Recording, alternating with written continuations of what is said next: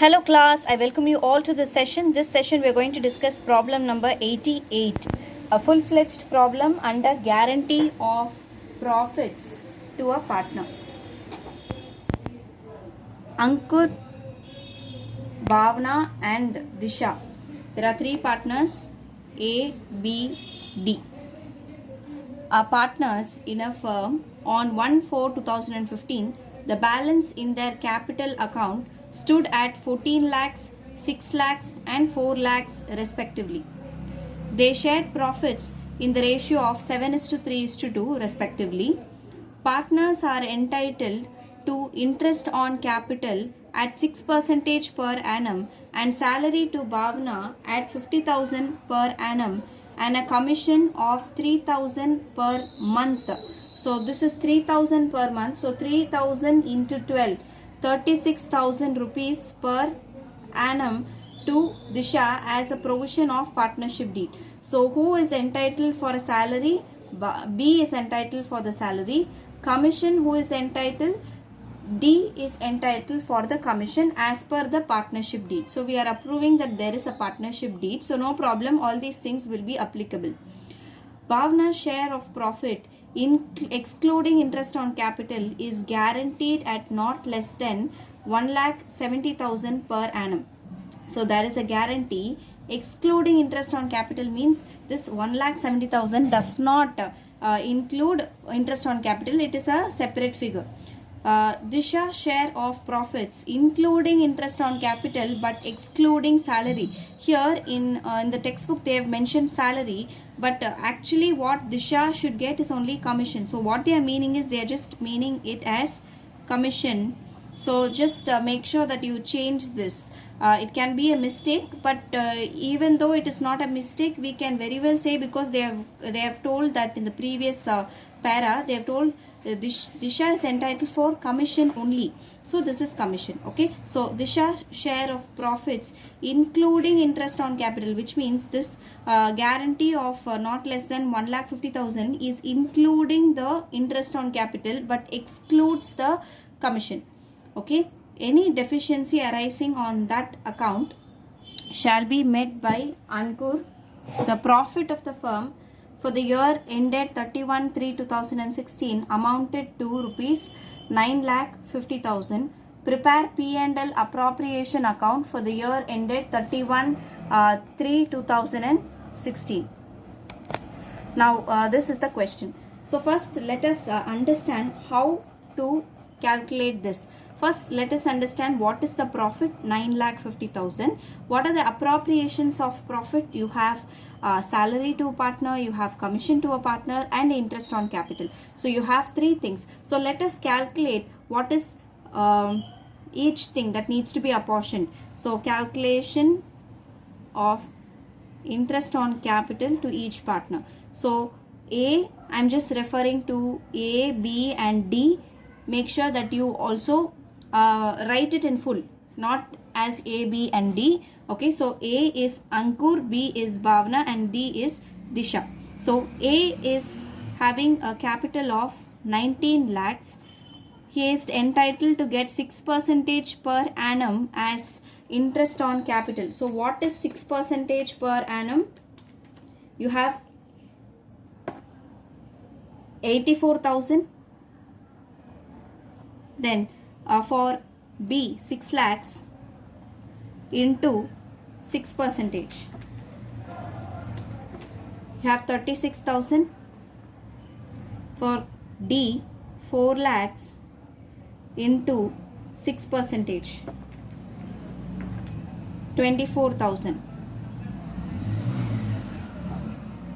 So 24,000, 36,000 and 84,000. So 1,44,000 will be the total interest on capital. So this is the profit of the firm. From this profit, this has to be apportioned. Am I right? So next you have calculation of other appropriations. You have salary to B, that is 50,000 per annum, which means for entire year you need not, it's directly given into the question. Then commission of D, it is 3,000 into 12, that is 36,000 as commission. Now if we are doing our P&L appropriation account, I will show you straight away. I am just taking these figures to the P&L appropriation account. I will leave some space for profit appropriation because there is guarantee given to various partners. So we will just see how it goes. Okay, so P&L appropriation account, can you see? Yeah. So by profit and loss account, net profit 9,50,000. So 9,50,000 to interest on capital, that is to Ankur's, please write it in full, A's capital, B's capital account, and D's capital account. So it is 84,000, 36,000 and 24,000 together. It comes to 1,44,000. To salary to B. So salary to B comes to 50,000. To commission to D's account. So commission comes to 36,000. So if we are taking this totally, I'm just leaving sufficient space for us to calculate the profits appropriation among the partners. 9,50,000 totally we are having, minus 1,44,000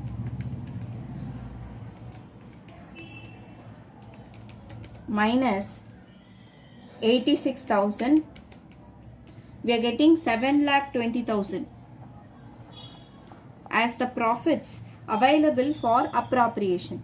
Now can it be appropriated only in the profit sharing ratio? The answer is no. We need to check the guarantee amount, the ceiling amount for each partner. Bhavana's share is 1,70,000 per annum. We'll check whether her profits is sufficient or is it deficient, so that deficient amount, deficiency will be met by Ankur.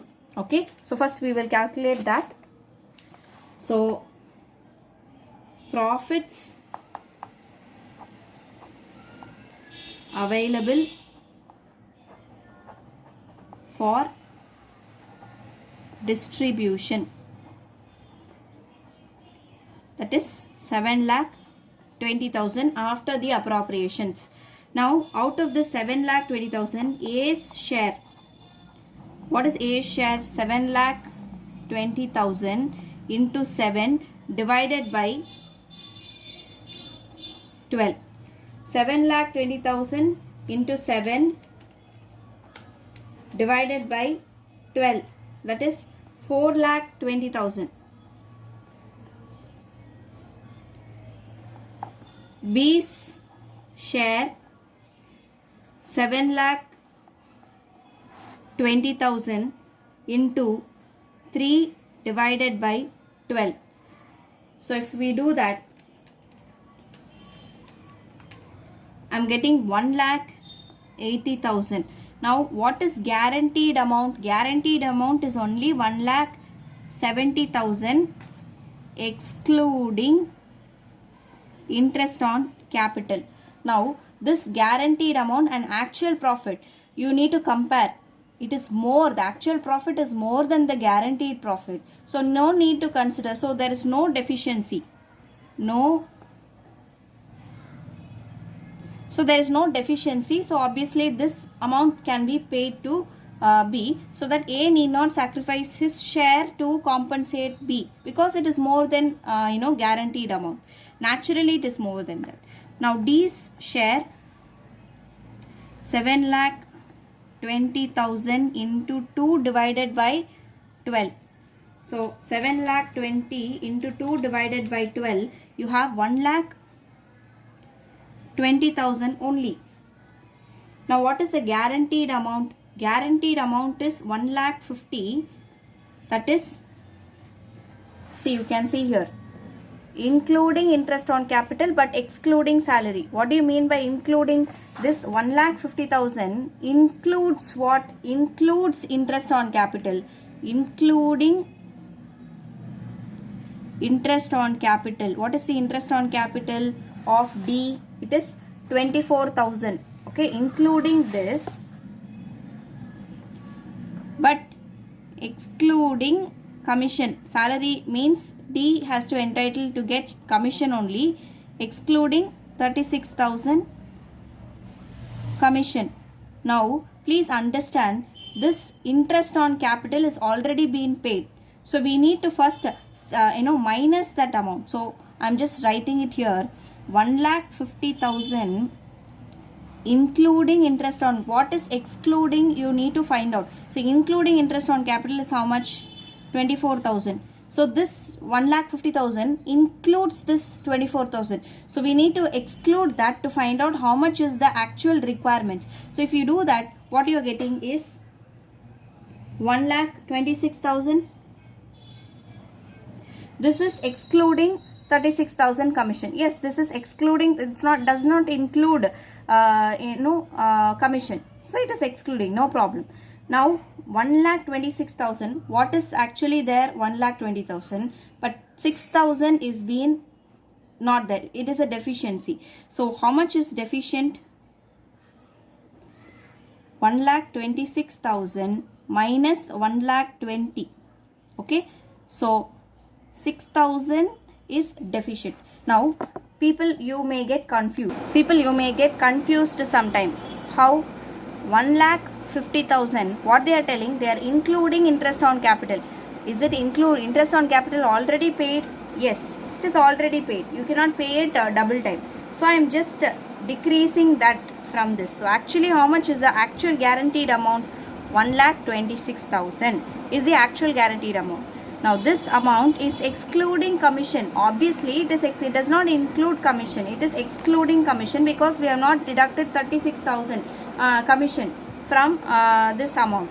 So obviously 1,26,000 minus 1,20,000, that is 6,000 is deficient. So this 6,000 will be compensated by whom? A's share. What is A's share? 4,20,000 minus 6,000 is 4,14,000.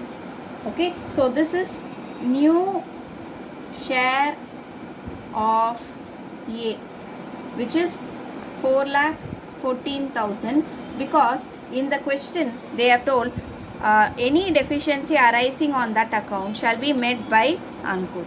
So Ankur is meeting the 6,000 deficiency, so his share will become 4,14,000 and D share will become 1,26,000 plus 24,000. Okay, so including this interest on capital. Okay, so totally how much D should get? D should get 1,50,000. Okay, so 1,50,000 including interest on capital. So I am including this interest on capital, so that any deficiency, we are just doing this calculation to find out how much is the deficiency value. Don't get confused. It's very clear. 1,50,000 is including interest on capital. Okay, so it is including interest on capital. So I am just taking away that interest on capital to check how much is the actual value. Now to 1,26,000 is you have, it is a raw figure. Okay, from this we are just segregating the actual available profit. So how much is deficient? It is 6,000. 6,000 is deficient. So 1,26,000 plus including interest on capital they are telling. So including interest on capital is 24,000. So totally 1,50,000. D has to get how much? 1,50,000 guarantee. But how much he is having? 1,20,000. So 30,000 arrange for something else, like it includes interest on capital. 24,000 is already arranged. Maybe you can look into this with a slightly different approach. You can just understand this by this approach. So 1,50,000 is D's guaranteed amount of profits. How much is actually available? Actual profits is how much? 1,20,000. How much is not available? 30,000. This 30,000 will include 24,000. Will include 24,000 as interest on capital. Okay. So I'm just deducting this. So how much is the deficiency amount? Deficient amount will be 6,000. You can look into this view also. In order, if you don't understand this, you can look into this, you will be able to understand it clearly. Now moving forward to profits transferred to A's capital account, B's capital account and D's capital account. How much is the profit transferred? A's capital account 4,14,000, then 1,80,000 and 1,50,000. So if we total this,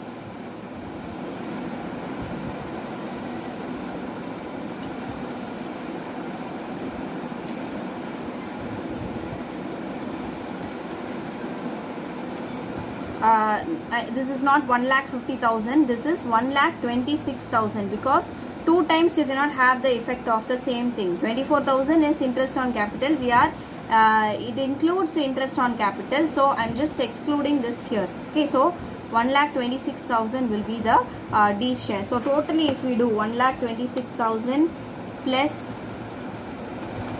1,80,000 plus 4,14,000, we are getting 7,20,000. So this is the answer for this question. I hope that this is clear. We will also solve one more problem to make ourselves clear of this concept. Thank you, class.